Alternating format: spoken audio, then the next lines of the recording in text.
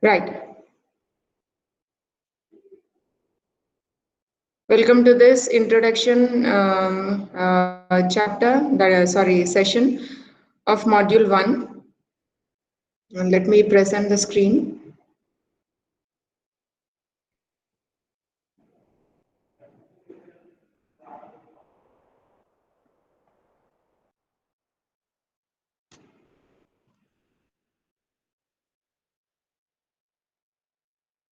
Are you able to see?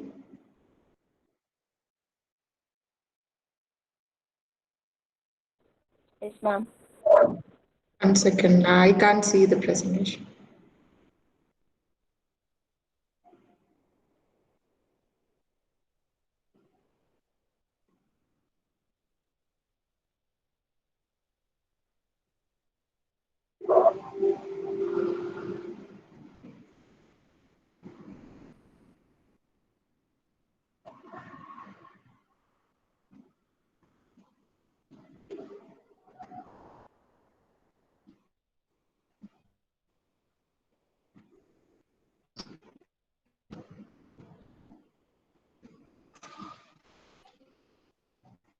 Yeah, it's visible now.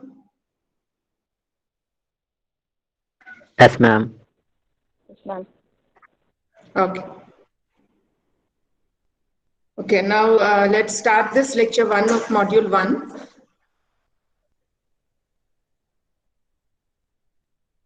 One second. Yeah.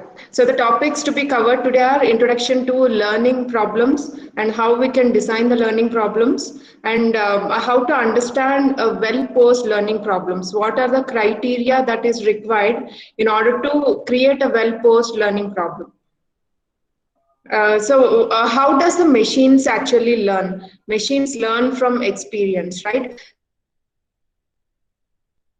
So when you are when you are teaching a child about an experiment, how does it learn? It learns only through experience, right? They do it, and they understand that.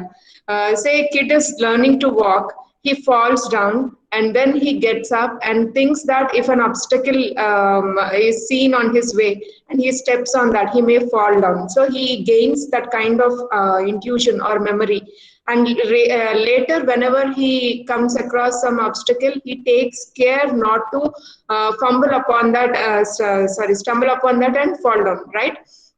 So that is how learning is done through experience. Same way machines also learn with experience. They see the existing data, they see the patterns in the existing data, and they try to find what would happen with the forthcoming data. Okay, and learning also happens from medical records in healthcare domain. Means if medical records like electronic health records, EHRs are given, they're taking the parameters or symptoms of a particular disease. Okay, for COVID, say dry cough, running nose, these are various symptoms recorded, mostly among the patients. Okay, say taking these symptoms and only dry cough, no running nose, or only body pains, no fever, like that. There are combinations of parameters which will decide an outcome variable, whether a patient is diagnosed to be COVID positive or not, right? So based on the combination of these parameters, the machine learns whether a patient can be diagnosed as a positive patient or a negative patient, right? In that way, it learns from the medical records that are already existing and tries to predict when some parameters are given about a new patient. It will predict whether that particular patient is a positive patient or a negative patient. Means whether he is a COVID patient or not a COVID patient, right? And it does that prediction with some amount of confidence. It doesn't simply predict as yes or no. It has some confidence in predicting that. How that confidence is obtained? Only by learning from the experience, by drawing various inferences from the historic medical records, right? That is how learning is done by a machine from the medical records. Sometimes even smart homes, if you take the scenario of smart homes, Smart homes will try to optimize the usage patterns, optimize the usage of energy in that particular house by learning from the energy usage patterns of its residents. Right? It observes that most of the time in the evening, the family sits in the hall. Okay, so the lights in the other rooms can be switched off. Okay, now more motion is captured in the kitchen at night, at dinner time, say 8 o'clock, around 8 o'clock. So all the other lights, power can be reduced, that brightness can be reduced in order to save the power consumption. And in kitchen and dining area, the the brightness can be increased for the lights. Right? In that way, in the smart homes, identifying the motion or movement of the residents in that particular house, it can optimize the usage patterns so that it can save on the bills that the house gets due to energy consumption, right? And even learning evolving user interests. How, say, the user is more interested in sports news. He is a user is say user subscribed for a newspaper, but he is interested to read sports news more, or he is interested to read political news more. Based on his interest, this web content can be pushed. This newspaper can push its web content based on the category of the news that particular customer has an interest to read, right? So that he can improve the say experience of the customer for that particular web content provider. Okay, that is how learning the user interests based on the experience gained from learning the evolving interests of the user, it can suggest most probable news to that particular customer. Okay, that is how it can learn from a user's behavior. And learning to target customer, this we have discussed in the morning class, right? How to target the customers. Say there is a business customer. Business customers frequently go on trips. So this Make My Trip, or say Indigo flying company, all these will target some discounts to a particular group of customers. Yeah, these people have traveled in the last 3 months very frequently. Okay, so that is the end of the financial year.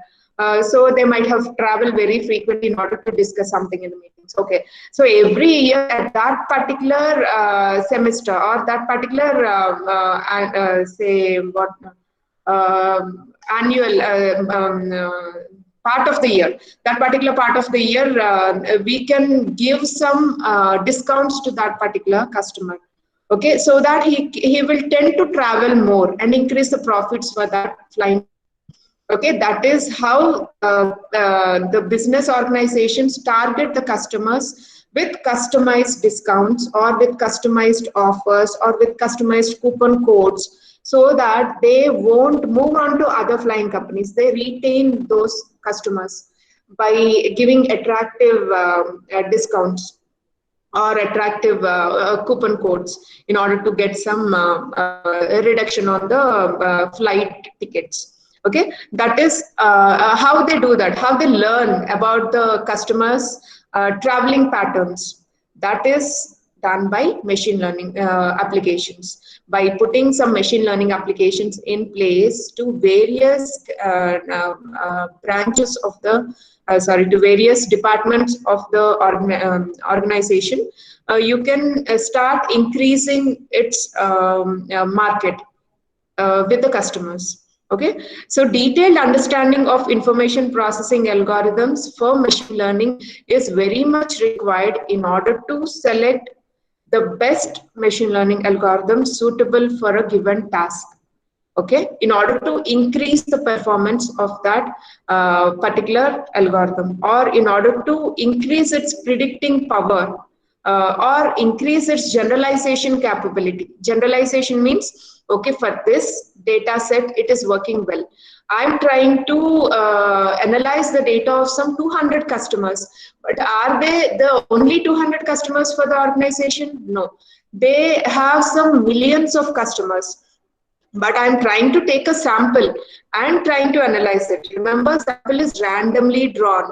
I can't pick specific customers as a sample, right, in order to analyze them. I randomly pick 200 customers out of some 10 million customers, trying to analyze their behavior and making a machine learning algorithm generalized to the larger population of 10 million customers. That is my motive when I'm writing a machine learning algorithm, or when I'm trying to fit a data, when I'm trying to fit a model to the data set at hand.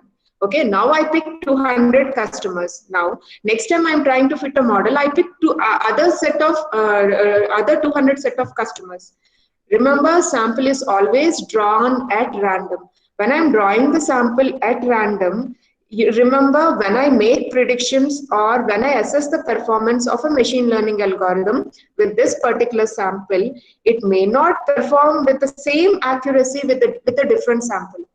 That is why you have to find the best performing machine learning algorithm which can generalize to the larger population.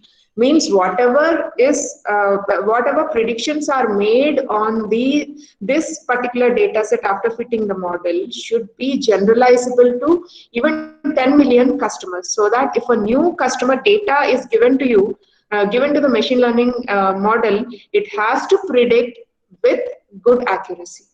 Okay, that is the motive. For that, you need to have a detailed understanding of information processing algorithms and which one to select, which one would be the most optimal one for that particular data at hand and to answer the problem at hand.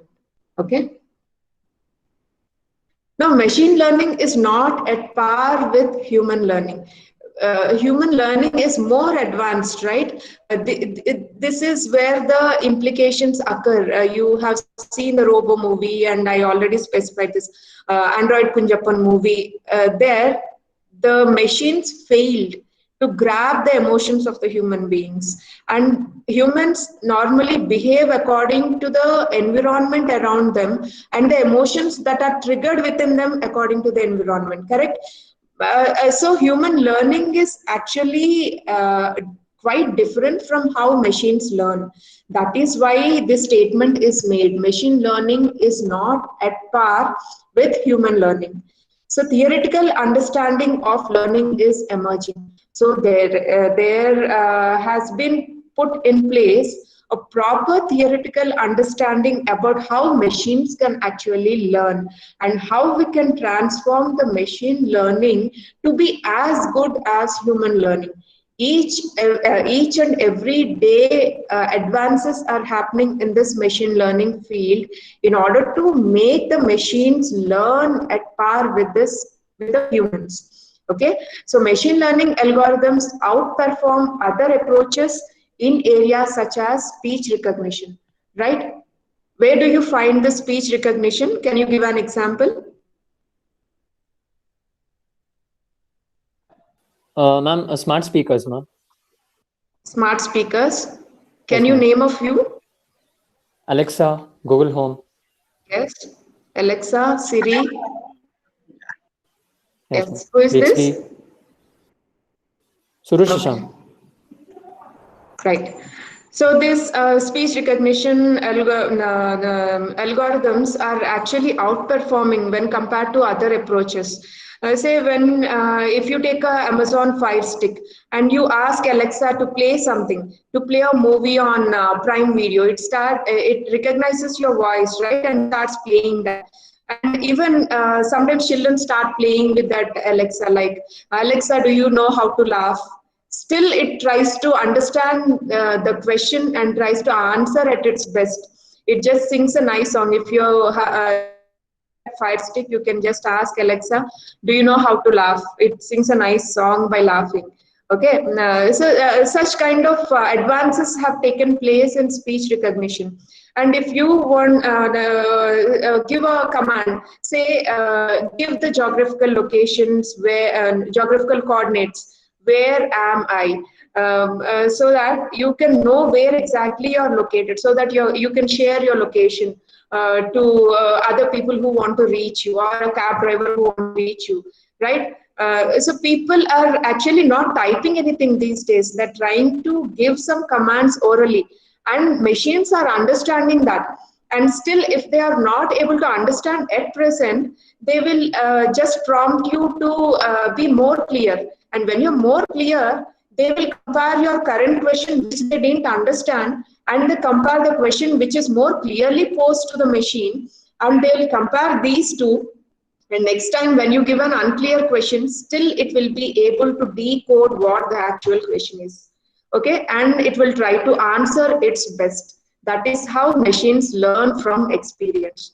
And machine learning algorithms are being used for knowledge discovery from large commercial databases like equipment maintenance records. Say if you have a nuclear reactor, or if you take say combustion engines, where the or rocket combustion chambers, where the temperature will be very high. In that case, some sensors can't actually be put inside the combustion chamber in order to measure various temperatures. The sensors will burn away. So that have to be put outside the combustion chamber in order to sense the temperatures. Now, outside combustion chamber, the temperatures that are captured can't be right away used because they're not the actual temperatures. In that case, machine learning algorithms will use some filters like Kalman filters, which will help them to transform from observed data to unobserved data, which is actually the correct measurement. Okay, such kind of equipment, such kind of details, equipment maintenance records, how to maintain a particular plant in an industry, and how various machines are working under that particular plant, which can't be monitored daily, can be actually made to be learned by a machine, and the old data can be provided to it so that it can assess the plant's functioning in the future. So you need not monitor it daily. Okay, that is how machine learning algorithms use equipment maintenance records in order to understand the functioning of various plants in an industry. And even loan applications, discussed this in the previous session, right? Loan applications of various applicants will be understood by the machine learning algorithm, and it will identify which features actually try to make a better prediction. Like say customer is having own house, or he is having income above this particular range, what is his age, and whether he's having a regular job or a private job, whether he has taken loan recently, is his credit score with the previous loans, what features or what parameters will help a machine to predict whether that particular loan applicant would be a good payer or a defaulter of the loan. That will be understood. That can be understood by these machine learning algorithms. Okay, and even financial transactions. We have spoken about fraudulent transactions, money laundering, right? For all these, lots of commercial databases are available. Data sources which specifically gather the data are available, and that will be provided in order to make the machines learn from that data, and so that it can work with the current application and predict better with the new data points. And the medical records, these also we have seen to understand whether a patient will acquire a disease or not, or whether a patient belongs to a green zone or orange zone or red zone, like that. Based on some parameters, some classification can be done. How this can be done? Only by studying about studying the patient's medical records, previous medical records, right? As our understanding increases, so is the role of machine learning in computer science and computer technology. In the previous days, we used to make the machines learn how to play a game and play the games, that's all. And later it has increased to be used in healthcare domain, and say market prediction or recommender systems. And now the scenario is gradually changing. Now it is improved. Now we are making the machines learn to work as our personal assistants. So the scenario has changed from a global perspective to a local perspective, where we are interacting with the machines not as a group but with a personal approach. Okay, that is how, as this field is unveiling itself, as the understanding increases about this particular machine learning field, its role also kept on increasing in the computer science and the computer technology areas. Now let us understand what is a well-posed learning problem. Do not take learning in the sense of direct literal meaning. Learning is we are learning something. Okay, let us see how the machine learns. Okay, how to create a well-posed learning problems. Now let us consider few learning tasks in order to begin our study of machine learning. Let us see what are the basic things required. What is the notion behind a learning problem? How do we understand a problem in order to make a machine learn? Okay. Now let us see the formal definition given by Tom Mischel for this learning problem. A computer program, understand this carefully, it's very important question, because definition itself will make you understand the overall view of this machine learning. Okay, so a computer program is said to learn from experience E. There are three important terms in this definition: E, T, and P. So let me explain you each of them in detail. A computer program is said to learn from experience E with respect to some class of tasks T and performance measure P if its performance at the task T as measured by the performance P improves the experience E. I would like to stress on this definition again and again, because this itself will set the stage for you to understand further concepts. Any learning problem is a computer program. We are just writing a computer program, right? If you want to predict something, you're writing a computer program. If you're trying to classify something, you're writing a computer program. It's just a computer program, which is set to learn from experience E. Experience E means what? Say historical data, or it is trying to predict something or trying to classify something, right? With respect to some class of task T. So what are the tasks here? It is predicting the weather for the next 1 week, or it is classifying whether a transaction is fraudulent or not, or it is trying to cluster the customers as kids, middle age, and senior citizens. These are all the tasks which would be learned, which would be performed by learning from experience E. And performance measure P. What would be the performance measure? How correctly it is classifying, how correctly it is how correctly it is predicting something. Okay, tomorrow's weather is predicted as 34 degrees Celsius. And tomorrow's weather is 33.7 degrees Celsius. Yes, its prediction is almost correct, right? So we give it a performance measure. It has predicted very well. Okay, that is called as P. So let us repeat this definition once again. A computer program is said to learn from experience E, that is the historic data, or by its predictions, learning from its own predictions, that is also treated as experience. Not only from the historic data, but also learning from its own predictions is called as experience. Okay, experience E with respect to some class of tasks T. T is like classification, prediction, clustering, any of the tasks, and performance measure P. That is how good it is predicting, or how good it is classifying, how correctly it is doing its task. that is called the performance measure P. If its performance at task in T as measured by P improves the experience E. Okay, so these two terms at this task T, how good this did this program perform? It learns from its experience. Okay, 99% it predicted correctly. What about 1%? Where it went wrong? It tries to learn from the experience. And next time it will try to predict with 100% accuracy.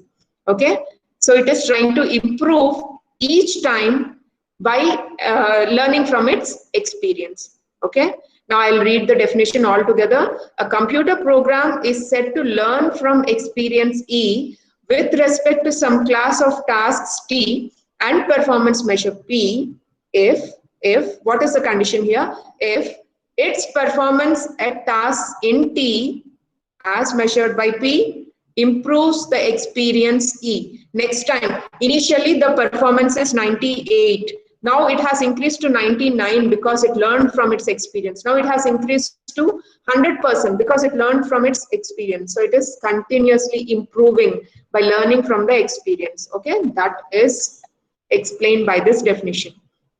Now we can take the example of playing checkers game or forecasting the weather.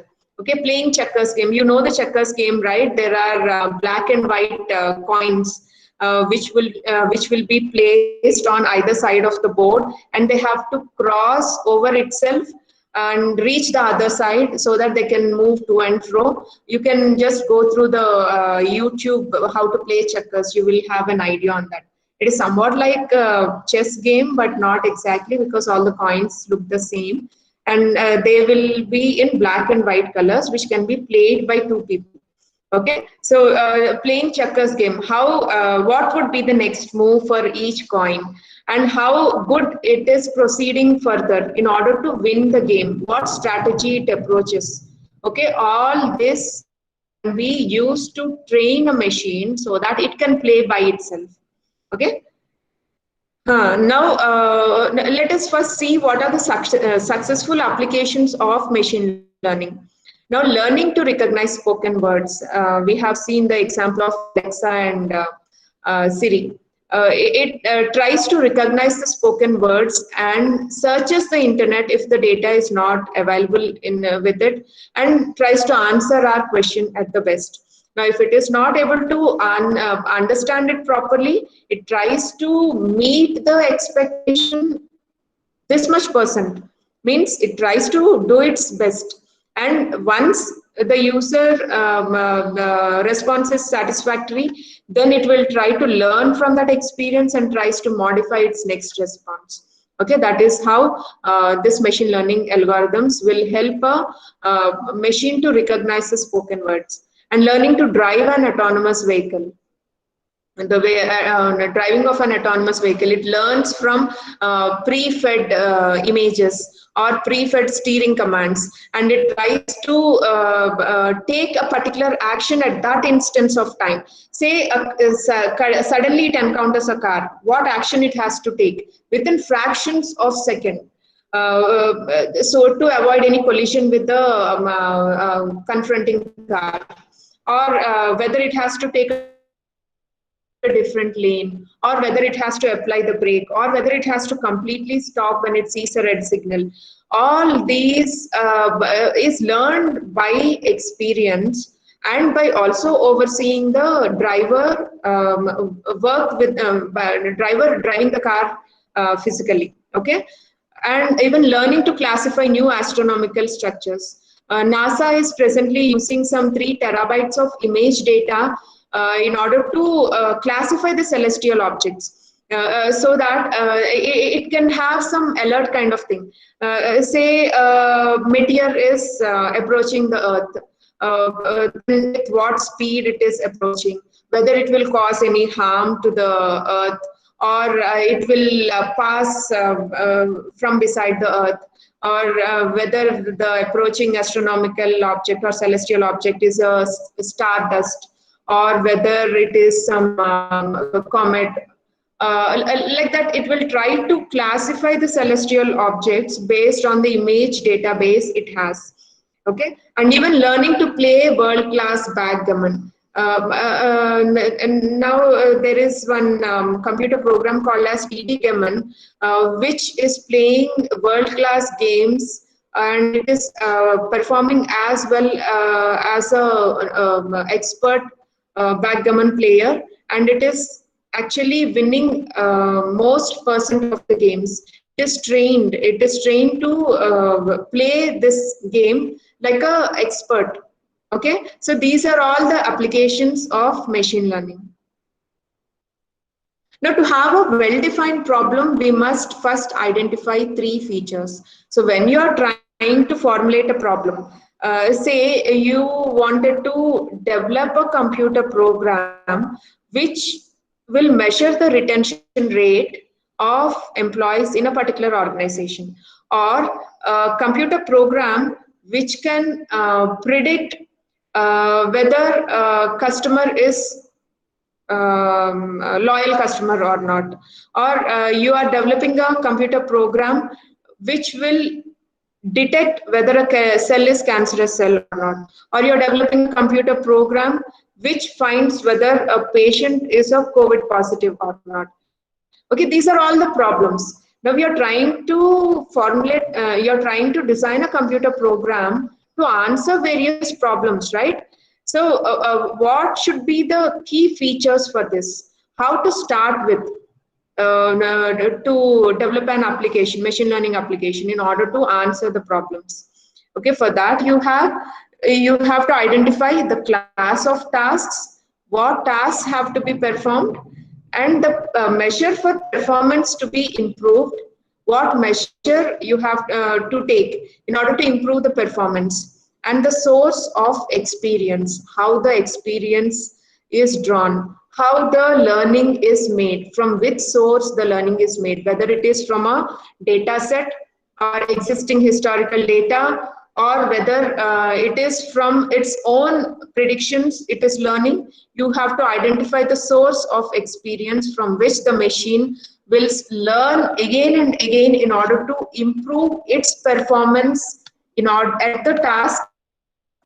Okay, so this is the class of task T, this is the performance measure P, and this is E, the source of experience E. So it is trying to learn from its experience in order to increase its performance at the given task. That is how you need to formulate a problem, formulate a learning problem. Okay, now what are the diverse scenarios we come across while making a machine learn? What problems we encounter? Let us take the simplest of the problems in order to understand these three features better. Okay, so the first task, let us take as a checkers learning problem. You're trying to you're trying to design a computer program which plays checkers. Okay, that is your machine learning application you are trying to develop. Now, what are the three you have to keep in mind? The task, the performance measure, and the training experience, right? So what is the task now? The task at hand T is playing the checkers, and performance measure P is, how do we measure its performance? Percent of games won against the opponents. If it is playing against itself, opponent is itself. If it is playing against a person, then opponent is the person it is playing with. Okay, so the number of games won against the opponents is the performance measure. Normally it is taken as percentage. Okay, so we say 98% of the time it is winning, or 95% of the time it is winning, only 5% time it is losing. Okay, and it is learning from the experience, and next time it is performing more better. The performance measure has increased to 98% now. Okay, like that. So the performance measure will help us to understand how good your computer program is performing. Okay, so the performance measure P is the percent of games won against the opponents. And what is the training experience? How is it learning? How is it improving its experience? By playing practice games against itself, or by playing practice games against its opponents. Okay, that is how you need to formulate a learning problem. You have to understand what is the task, what is the performance measure you're deciding to measure the accuracy of that particular computer program, and what should be the training experience, means how it is learning in order to increase its performance P at task P. Okay. And other type of problem is handwriting recognition learning problem. Say in banks, normally they fill up withdrawal forms, okay, and they sign on that, and they have some amount specified on that in words. A machine should be able to recognize the words filled on that, so that it will tally, or it should be able to recognize the signature, so that it will tally with the scanned signature and your current signature. Only if it is authorized, then it will allow you to draw the money. Okay, in this case, what is the task? Recognizing and classifying handwritten words within images. Okay, so our withdrawal form is taken as an image, and we sign on that withdrawal form, and that is taken as the handwritten words. Now it has to recognize our signature and classify written word, that is our signature, in that particular withdrawal form image, and it has to classify whether it is matched with our scanned and saved signature or not, so that it can authorize us to draw the money from the bank, right? That is the task. Now, performance measure P is % of words correctly classified. Okay, our signature is correctly classified, and actually we are the authorized users trying to draw the money. Say some other person forged our signature, and that is authorized to be, that is not authorized after comparing it with the saved signature. Then it is classifying correctly that it is not an authorized signature, right? So the performance here is good. Because it is trying to classify whether it is an authorized signature or not, right? So it is, if it is classifying correctly, its performance is good. Now, training experience. What is the training experience? How it is drawing the training experience from a database of handwritten words with given classification. Okay, so it has a database where S can be written in some 10 different ways, or 7 can be put in some different ways, and we you students write each word in million different ways, right? I can't even sometimes make out what word exactly it is. I actually feel that some machine learning expert should develop a machine learning model to understand student writing. Okay, so this is how training experience is obtained from a database of handwritten words with given classification. Okay, this is how we can understand the key features required to define a well-posed learning problem. Now, I have a question for you here. A robot driving learning problem. A robot driving learning problem. Now tell me what should be the task here.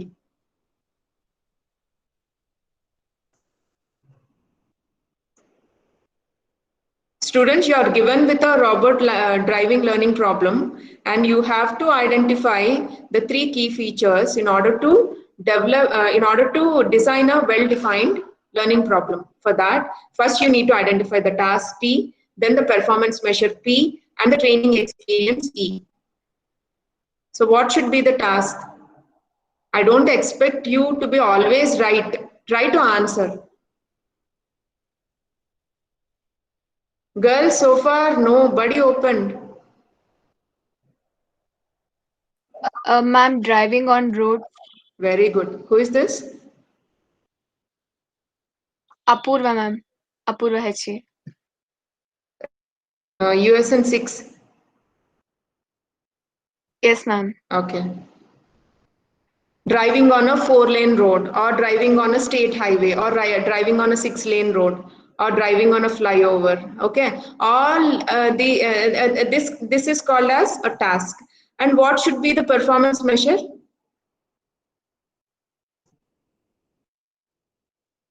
How do you assess its performance, whether it is doing the driving correctly or not?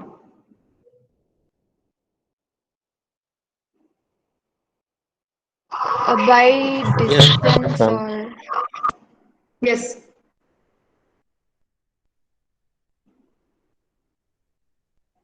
Somebody tried to answer, right? Traffic rules and instructions. Performance. Who is this? Gunashekar? Yes, ma'am. What is your answer? Be louder. Follow the instructions of the traffic rules and some other instructions. That is performance measure. How do you measure how good it performed? What is the outcome you expect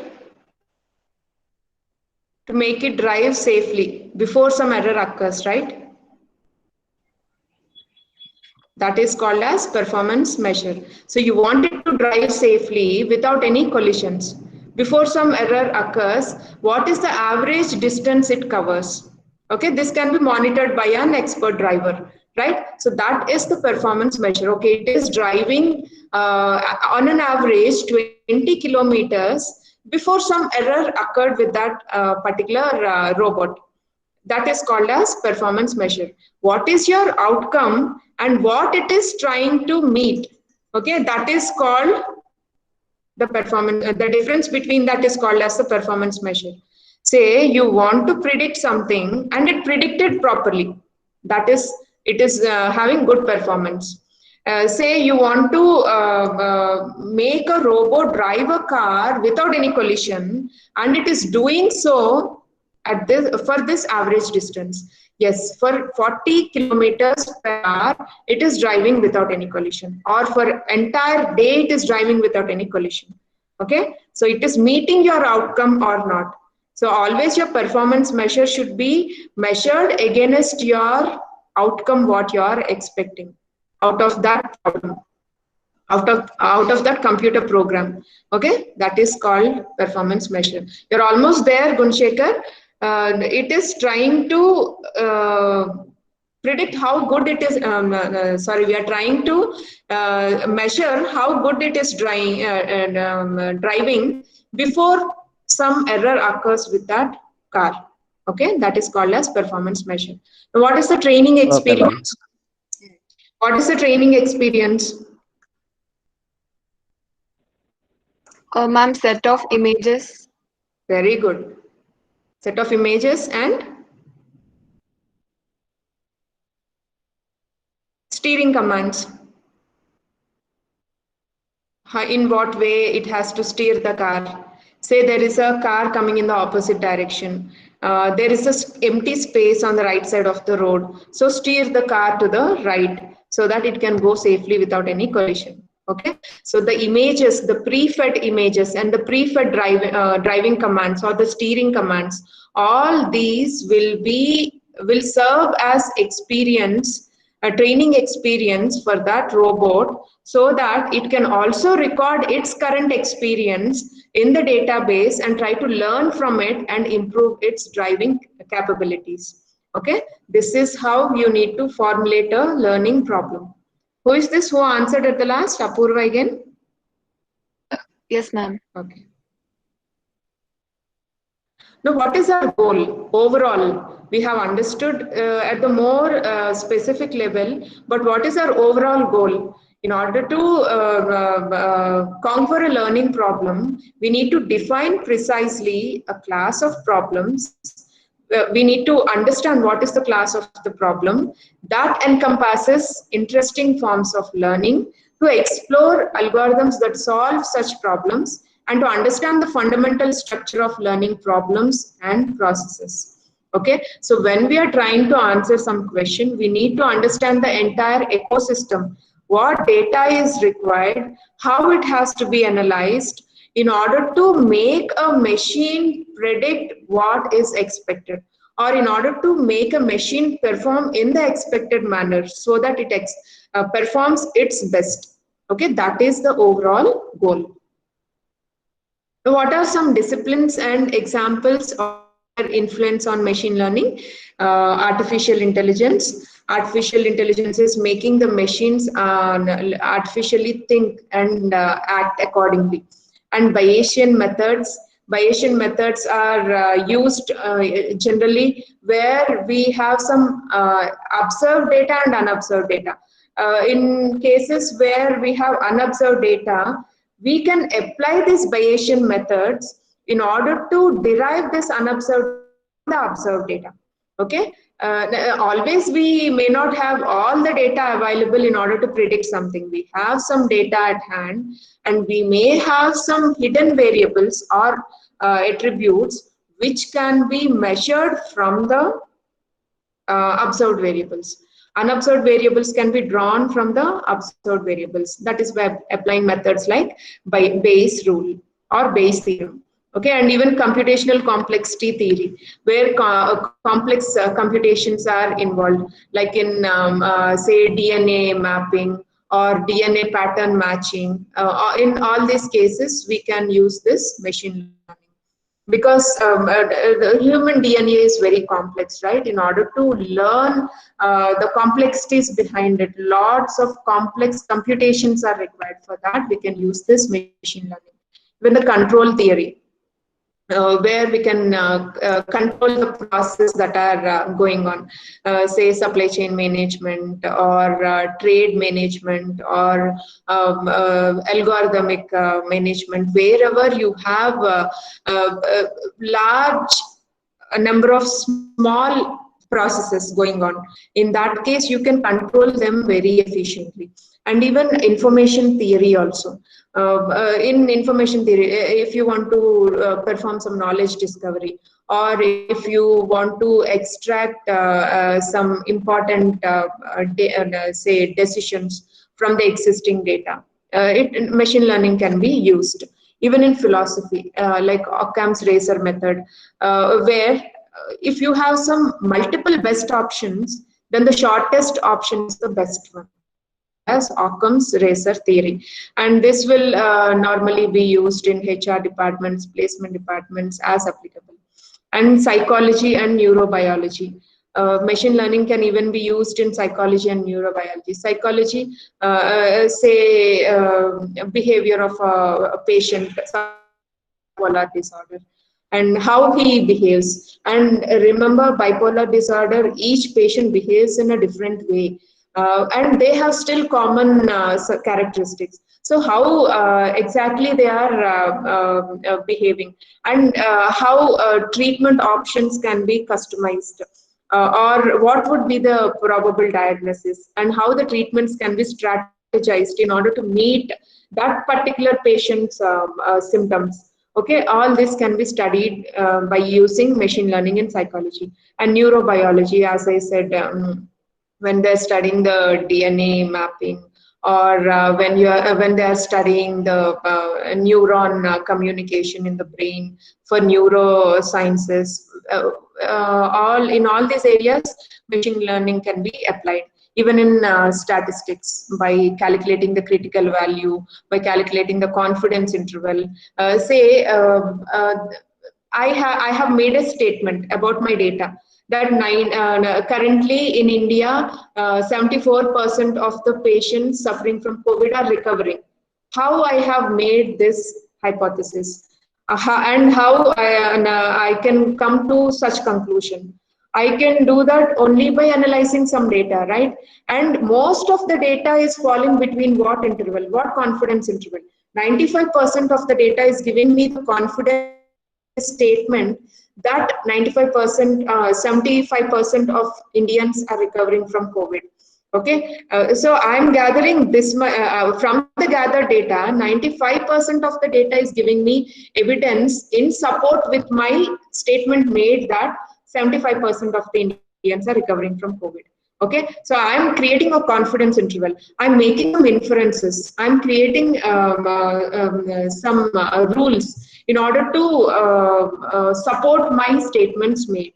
Okay, so I can use this machine learning in order to support my statements made and statistically prove that my statement is correct. Okay, these are all the areas where machine learning can be used. In the next coming session, let us see how to design a learning system. Very important concept, because we'll understand how to start from the basic, how to understand about a learning system first, and how to design it, and finally how to implement. Design of a learning system is very important because it has to address the problem at hand perfectly. Okay, so first we need to design a learning system in order to make it learn from the experience to improve its performance at a given task. Okay, that is how I conclude today's session.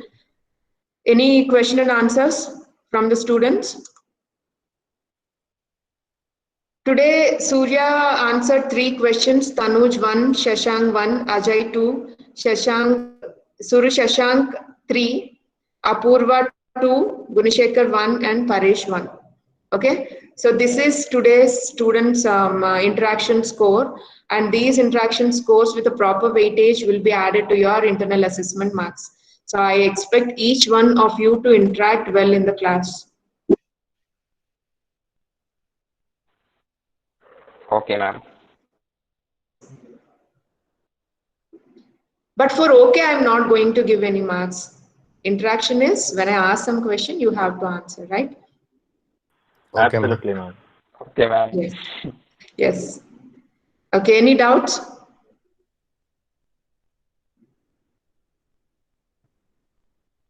No, Slowly ma'am. we start from the basic concepts and we go to complex concepts. So each one of you, if you don't miss the class, you can easily understand the next day topics. Most of it involves mathematical derivations and all. So you have to be regular to the classes. If you miss one class, the next day's class can't be understood properly. Okay, so I expect your regularity to all the classes. Okay, see you in the next class. Bye. Bye-bye, ma'am. Bye. Thank you, ma'am. Okay. Thank you, ma'am. Hmm.